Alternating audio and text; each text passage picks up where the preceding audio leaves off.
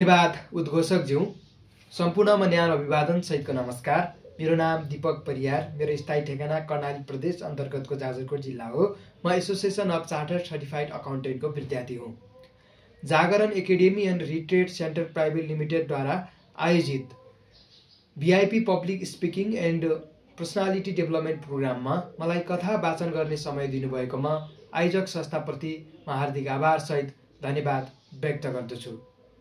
यससँगै म ढिला नगरिकन आफ्नो कथालाई अगाडि बढाउन गइरहेको छु।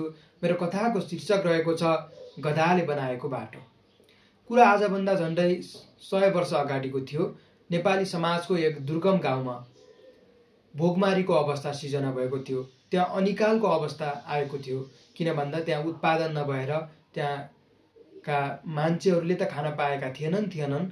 हुँदा खडेरी परेर जनावरहरूलाई पनि दिने घाँसपात केही पनि त्यहाँ थिएन। त्यहाँ गाउँमा एउटा गधा थियो। त्यो गधाले सोचिरहेको थियो कसरी आफ्नो अस्तित्व रक्षा गर्ने होला, कसरी बाँच्ने होला भनेर। त्यहाँ एउटा विकल्प थियो, अर्को गाउँमा गएर बस्ने। त्यहाँ अवस्था राम्रो थियो, उत्पादन हुन्थ्यो, त्यहाँ भोकमारी थिएन। तर जानलाई बाटो थिएन, घना जङ्गल थियो, त्यहाँ कोही पनि हिँडेको थिएन। अत्यन्तै जटिल थियो परिस्थिति। एक दिन रातको रात हिँडेर त्यो गधा चाहिँ आफ्नो गाउँ छोडेर छिमेकी गाउँ गयो, त्यहाँ जहाँ चाहिँ अवस्था राम्रो थियो। त्यो गधा छिमेकी गाउँ गएको थाहा पाउने बित्तिकै त्यहाँका गाउँलेहरूले भनेछन् बिचारा गधा गएछ, ठिक गर्यो, त्यहाँ राम्रोसँग खाना बस्न पाउने भयो, यहाँ राम्रोसँग खानै त पाएको थिएनन् भने। तर पछि अवस्था बदलियो। समय धेरै भइसकेको थियो। देशमा प्रजातन्त्र, लोकतन्त्र आइसकेको थियो। देशमा विभिन्न राजनैतिक आन्दोलनहरू, विभिन्न राजनैतिक क्रान्तिहरू भएका थिए। त्यसबीचमा देश गाउँमा विकास आउन थालेछ।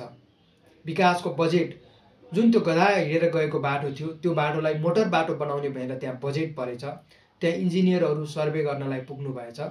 सर्वे गरिसकेपछि त्यो कुरा थाहा पाएर गाउँलेहरू हर्षित हुँदै श्रमदान गर्न गएछन्। जुन बाटो गोरेटो बाटो थियो, त्यो गोरेटो बाटोमा गाउँलेहरूले श्रमदान मार्फत बाटोलाई चौडा गर्न थालेछन्।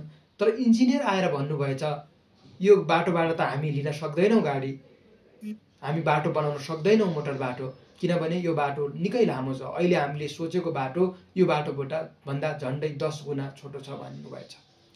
त्यसपछि गाउँलेहरूले भनेछन् कहाँ हुन्छ यस्तो, यो त हाम्रो अस्तित्व, यो त हाम्रो पहिचान हो, यो त हाम्रो पुर्खाले देखाएको बाटो, पुर्खाले बनाएको बाटो, हामी यो बाटोबाट हिँड्छौँ, तपाईँ ठुला कुरा गर्ने, तपाईँलाई हामी सरुवा गरिदिउँ, तपाईँलाई गाउँ निकाला गरिदिउँ, तपाईँलाई हटाइदिउँ, तपाईँका विरुद्धमा मुद्दा हालौँ भनेर यस्तो धम्कीपूर्ण कुरा गरेछ।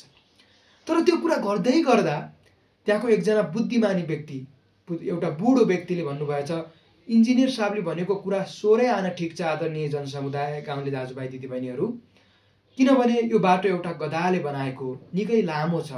हामीले एउटा नयाँ बाटो बनाउन सकेनौँ, हामी रूपान्तरण हुन सकेनौँ, एउटा गधाले बनाएको बाटोमा हिँड्यौँ। इन्जिनियर साहबले भनेको कुरा ठिक छ भनिसकेपछि गाउँलेहरू पनि कन्भिन्स हुनुभएछ र ठिक छ त यही बाटोमा जाउँ न, के भयो र, नयाँ बाटो ठिक छ सुनेर स्वीकार्नु भएछ। अन्ततः साथीहरू, यो कथाको मूल मर्म, यो कथाले दिन खोजेको सन्देश के हो भने हाम्रो नेपाली समाजमा पनि यस्तै नेपाली समाजका गधाहरूले बनाएका विभिन्न खालका कुरीति, कुसंस्कृतिहरू छन्। यसलाई हामीले अन्त्य गर्नुपर्छ। यसलाई हामीले नयाँ बाटोबाट समाधान गर्दै सामाजिक रूपान्तरण गर्नुपर्छ, रूपान्तरणको बाटोमा अघि बढ्नुपर्छ भन्ने हो।